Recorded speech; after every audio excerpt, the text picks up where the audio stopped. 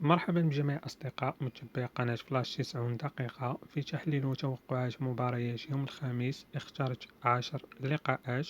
أول مقابلة الدوري الإيراني الجولة الثانية، تراكتور يستقبل فريق بيرسبوليس.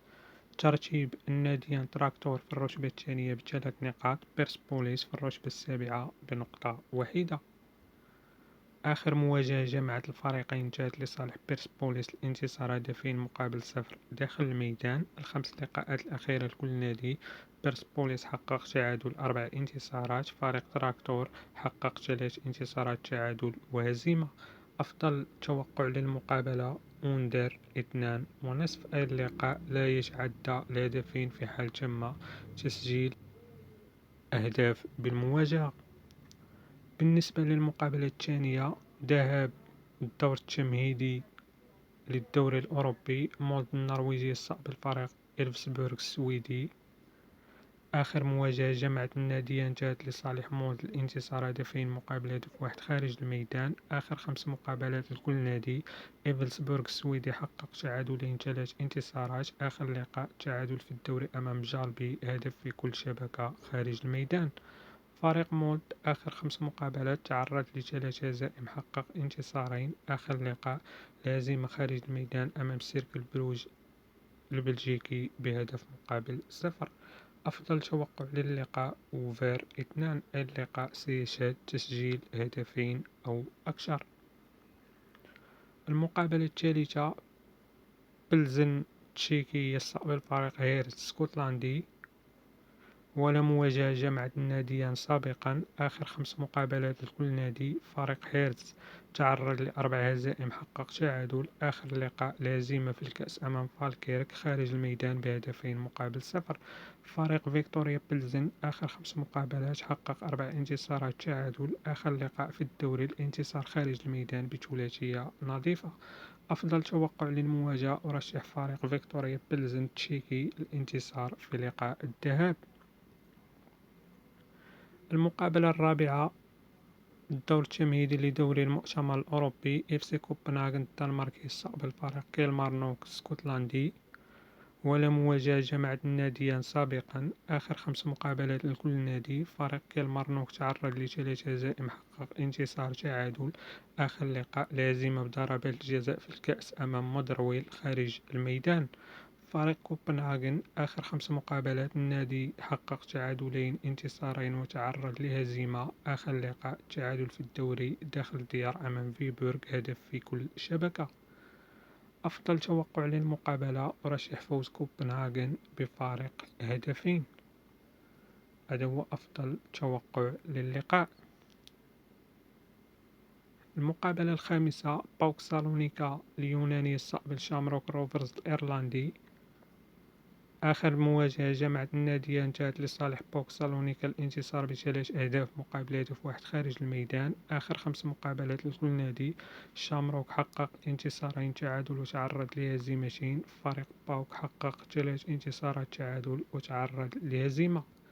أفضل توقع للمقابلة: أرشح فوز باوك سالونيكا في شوط اللقاء الأول.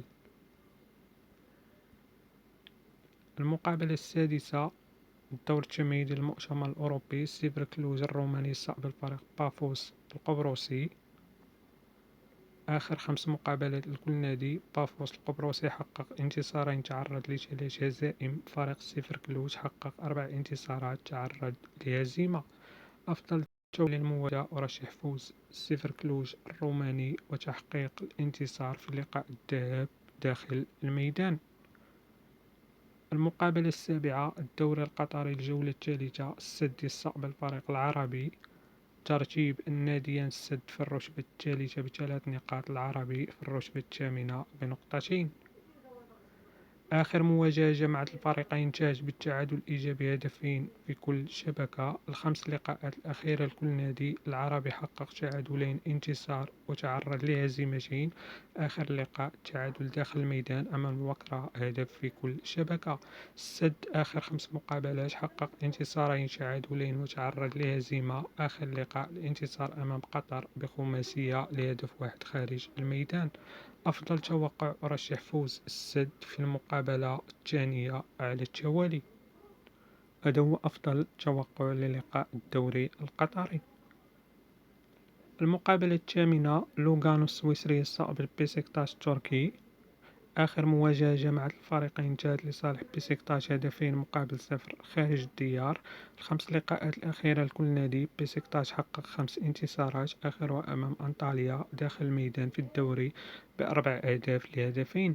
فريق لوغانو آخر 5 مقابلات تعرض لهزيمتين، حقق 3 انتصارات، آخر لقاء الانتصار في الكأس خارج الديار بسباعية لهدف واحد. أفضل توقع للمواجهة أرشح فوز بيسيكتاش في لقاء الذهاب خارج الميدان. المقابلة الثامنة تشيلسي الإنجليزي يستقبل سيرفيت السويسري في لقاء المؤتمر الأوروبي. آخر 5 مقابلات لكل نادي سيرفيت حقق انتصار تعادل وتعرض ل3 هزائم، آخر لقاء الانتصار في كأس سويسرا خارج الديار بسباعية لهدف واحد. تشيلسي آخر 5 مقابلات تعرض ل3 هزائم، حقق تعادل وانتصار، آخر لقاء الهزيمة في أولى دورات الدوري الإنجليزي أمام مانشستر سيتي بطل الموسم الماضي ب2-0. أفضل توقع للمقابلة هي كلا الفريقان سيسجلان جول.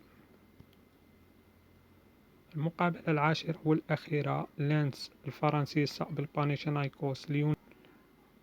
آخر مواجهة جمعت الناديان انتهت بالتعادل السلبي 0-0. الخمس لقاءات الأخيرة لكل نادي بانيثينايكوس تعرض لهزيمتين، حقق 3 انتصارات، آخر لقاء الهزيمة في الدوري داخل الميدان أمام أستيراس تيروبوليس بهدف مقابل 0. لونس الفرنسي آخر 5 مقابلات النادي حقق 4 انتصارات تعادل، آخر لقاء الانتصار في الجولة الافتتاحية للدوري الفرنسي أمام أونجي خارج الميدان هدف مقابل 0. أفضل توقع للمقابلة أوفر 2، أي اللقاء سيشهد تسجيل هدفين أو أكثر. هذا هو أفضل توقع للمواجهة. هذا الأصدقاء هم توقعاتي وتحليلي ل10 مقابلات يوم الخميس. في الأخير حظ موفق للجميع.